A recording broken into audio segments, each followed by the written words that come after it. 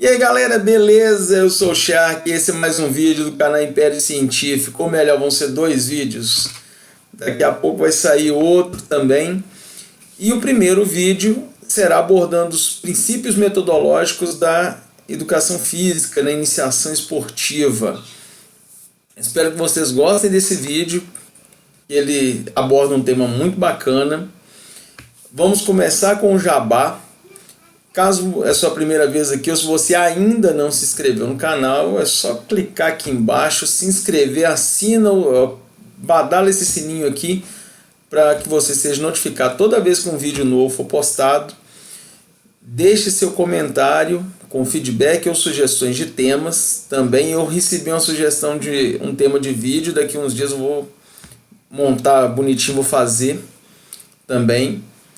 Por causa do mês de setembro, que foi teve uma data muito importante e interessante, mas deixa isso para depois. E o outro vídeo, voltando para ciências moleculares, e o tema eu falo para vocês depois. Então compartilhe o vídeo com todo mundo. E então roda a nossa vinheta!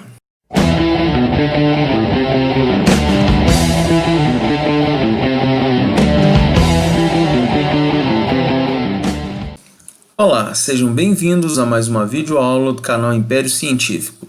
Eu sou o professor Crispim Nogueira e essa é mais uma aula para os alunos do curso de bacharelado em Educação Física, abordando os princípios metodológicos da iniciação esportiva.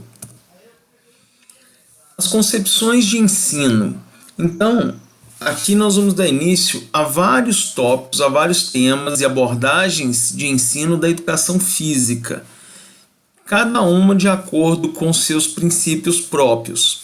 Nós vamos dar início aqui com a abordagem crítico-emancipatória, em que o principal autor é Eleanor Kans, esse senhor aqui ao lado. Essa abordagem ela é um pouco parecida com a construção do conhecimento proposta por Paulo Freire, que eu mencionei nas aulas anteriores, em que o professor aqui ele não é o dono do conhecimento, principalmente nos dias de hoje, onde que a sociedade é bombardeada por várias informações o tempo todo. Então, aqui significa que o aluno tem como ele buscar mais informações além do que é ensinado pelo professor. Então, nesse processo, o aluno ele é visto como sujeito naquele processo educativo, ele é o foco da atenção, é o sujeito principal nesse processo de aprendizagem, em que as experiências e aprendizagens do aluno, ou seja, aqueles conhecimentos pré-existentes dele, de acordo com a região que ele mora, com o bairro, elas vão ser levadas em consideração. E essa abordagem, ela faz uma análise crítica por meio do diálogo, contrapondo os métodos tecnicistas, aqueles métodos anteriores que vêm daquele processo, daquele período higienista. Agora nós temos a abordagem crítico-superadora, em que um dos principais livros dela é a Metodologia do Ensino da Educação Física, de 1992. E esse aqui, como eu disse, é um dos principais livros voltados para a educação física escolar. E essa abordagem de ensino ela é muito baseada no marxismo. Ela tem um ideal muito do Marx, porque ela enxerga que existe uma classe dominante, uma cultura dominante sobre outra. Então, nesse caso aqui, ela é baseada no referencial materialista, histórico e dialético. Então, ou seja, se eu quero ensinar uma modalidade esportiva específica, eu tenho que pegar a história daquela modalidade, ver o contexto que ela foi criada e qual que é o contexto que eu vou tentar introduzi-la na vida dos meus alunos. Por exemplo, no Brasil, uma das modalidades mais praticadas aqui é o basquete. O basquetebol tem origem nos Estados Unidos. Então, entende-se que essa cultura norte-americana, estadunidense, ela é uma cultura dominante com relação à nossa cultura latino-americana. Então, por isso que vem essa ideia, esse é um dos pontos que vem a ideia do Marx, de ser um dos autores base dessa análise aqui da abordagem crítico-superadora. E o principal objetivo dessa abordagem de ensino é a cultura corporal. Então ela é muito focada nas atividades esportivas, nos esportes, atividades gímicas, que é ginástica, as lutas, entre outras. Nas rítmicas também. E sempre preocupando com esse desempenho da cultura corporal. Tem a relevância social do conteúdo, como eu disse, tem aquela abordagem para ver em qual concepção aquela modalidade foi criada ou que ela será ensinada. E a constante ressignificação entra naquele detalhe que ela é julgadora e crítica, o que pega a ideia de uma classe dominante sobre outra. A abordagem desenvolvimentista.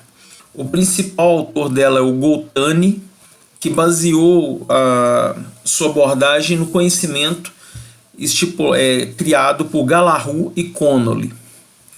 E ela é desenvolvimentista porque ela é baseada nos processos de desenvolvimento biológico e de crescimento do ser humano. Então, cada fase tem aquela atividade voltada para determinada faixa etária, sempre obedecendo aquele desenvolvimento motor do indivíduo. Por isso que aqui nós temos ao lado um bebê e uma ampulheta para exemplificar o crescimento biológico. E nesse método aqui, nessa abordagem, o professor é o principal responsável por proporcionar estímulos àqueles que vão ser responsáveis pelo desenvolvimento motor do indivíduo. Então, sempre que vocês ouvirem abordagem desenvolvimentista, pensem na concepção de movimento, de desenvolvimento motor do Galahu, tá? Que é a principal âncora do pensamento do Goltani. A abordagem construtivista. Essa aqui, o principal autor é o João Batista Freire, que eu já abordei em outros vídeos, e o pensamento dele é aquele que é bem alinhado com a construção do conhecimento do Paulo Freire, em que o professor ele não é o centro das atenções e o conhecimento ele tem que ser construído, ele é baseado na vivência, na socialização dos alunos, na motricidade e o desenvolvimento cognitivo dos mesmos. E essa escola é muito voltada, essa abordagem, para o jogo, para as atividades lúdicas. E, como eu disse, ela contrapõe a educação bancária, que é aquela em que o aluno só recebe o conhecimento. Aqui o conhecimento ele é construído. Então, ou seja, tanto o aluno quanto o professor são ferramentas importantes na construção desse conhecimento, porque um pode aprender com o outro. E outra característica que baseia-se muito com a construção do conhecimento é que o professor ele ampara naquele conhecimento prévio dos alunos. O que ele sabe a partir de determinada modalidade, o que ele já conhece. Então ele pega aquela vivência do aluno e aplica durante as aulas. Iniciação esportiva universal. Os principais autores dessa abordagem, da iniciação esportiva universal, é Greco e Breda, de 1988. E essa aqui tem 9 fases. Essas fases elas vão desde a fase pré-escolar, a fase universal, fase de orientação, fase de direção, fase de especialização, lembrando a especialização esportiva nesse caso, fase de aproximação e a fase de alto nível, que é aquele período do rendimento. A fase de recuperação e recreação em saúde. Aqui ao lado nós temos um esquema, um diagrama mostrando em escala crescente, observando sempre o nível de desenvolvimento cognitivo e motor dos alunos. Então ela preza o ensinamento do esporte para todos de forma, como que eu vou dizer, democrática, sem excluir ninguém e obedecendo seus limites. Se aquele aluno tiver condição de chegar até o alto nível, ele vai chegar tendo todos os seus estágios de desenvolvimento obedecidos. Então aqui a fase de especialização, ela está cá em cima. Então antes de se chegar na fase de especialização, por exemplo, tem que percorrer todas estas fases, aquele aluno, aquele atleta, para poder chegar nas fases que vão dar aquela alavancada, aquela oportunidade dele chegar no alto rendimento, ou alto nível, ou esporte de rendimento. E sempre obedecendo às fases de recreação e saúde, fase de readaptação. O organismo precisa se recompor do desgaste e, além do esporte visar apenas o rendimento, ele tem que ser encarado como uma atividade recreativa. Então, dentro dessa abordagem de iniciação esportiva universal, nós podemos também ter aquela abordagem lúdica, fazer um aproveitamento de todas aquelas abordagens que nós vimos anteriormente aqui. A Escola da Bola. Os principais autores é o Kruger e o Ruff, de 2005. E esse aqui é um processo metodológico e orientado, que tem como objetivo 3 pilares.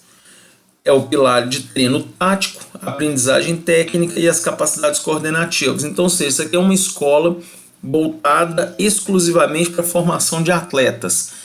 Quer dizer que ela não vai fazer trabalho social? Não, ela pode fazer um trabalho social, pode fazer um trabalho lúdico, fazer o uso de atividades lúdicas também no seu processo, preocupar também com a questão regional, com aquele conhecimento prévio dos alunos, porém o objetivo dela é formar atletas. Tudo bem?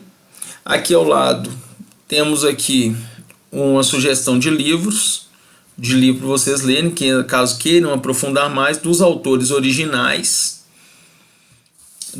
dessa abordagem da Escola da Bola. A iniciação esportiva tardia, então, ou seja, como o próprio nome diz, são aquelas pessoas ou indivíduos que são introduzidos numa atividade esportiva de forma tardia, ou adultos, ou idosos, ou aquele jovem também que iniciou, se ela começou a jogar voleibol no final da adolescência, por exemplo, em que na educação física, de acordo com vários autores, recomenda-se que seja a partir dos 6 anos em algumas escolas e algumas abordagens teóricas. Então, se o jovem inicia-se com 16, 17 anos, de certa forma está iniciando de forma tardia. Aqui ao lado nós temos um grupo de idosos praticando Tai Chi Chuan, que é uma técnica chinesa que é muito baseada em movimentos, equilíbrio. Ela tem uma abordagem metodológica e teórica muito parecida com a do Kung Fu. Então, as pessoas podem e devem ser introduzidas nas atividades esportivas. Lógico que com o consentimento delas, tudo bem? Por isso que eu falei tem e devem, ou podem e devem ser introduzidas. E nesse caso, os métodos de ensino eles têm que ser adaptados àquela faixa etária, àquelas limitações do indivíduo, porque algumas pessoas eles já vão ter os movimentos, a coordenação motora já debilitada, não vai ter aquele padrão de movimento tão bem estruturado. Pode ser porque a pessoa não teve os estímulos necessários durante a vida. E aí quando começa a praticar uma atividade esportiva, pode apresentar aquela dificuldade de movimento. E nesse caso, tem que pensar muito na questão psíquica do indivíduo, porque alguns deles podem criar algum bloqueio, como eu não vou conseguir, eu não consigo fazer isso. Então aí que vem o papel do professor, de ser um incentivador e mediador de conteúdo e conhecimento, para incentivar esse indivíduo a permanecer na atividade de forma saudável. Tá bom? No mais, quem quiser dar uma aprofundada no tema, aqui estão as referências que eu utilizei para construir esse vídeo. Muito obrigado por assistir essa aula até aqui e até a próxima! E aí, galerinha bonita, espero que vocês tenham gostado do tema abordado hoje. Um ponto importante que deveria ser abordado nesse vídeo também, mas eu não fiz isso de propósito, que era diferenciar esporte de rendimento, educacional ou esporte escolar também, e o esporte de participação. Só que já tem um vídeo falando sobre essa diferença aqui no canal, então recomendo que vocês assistam o vídeo. E se vocês quiserem aprofundar mais no tema, as referências vão estar linkadas aqui na descrição do vídeo, juntamente com as redes sociais do canal. Então, aquele beijo para vocês e até a próxima!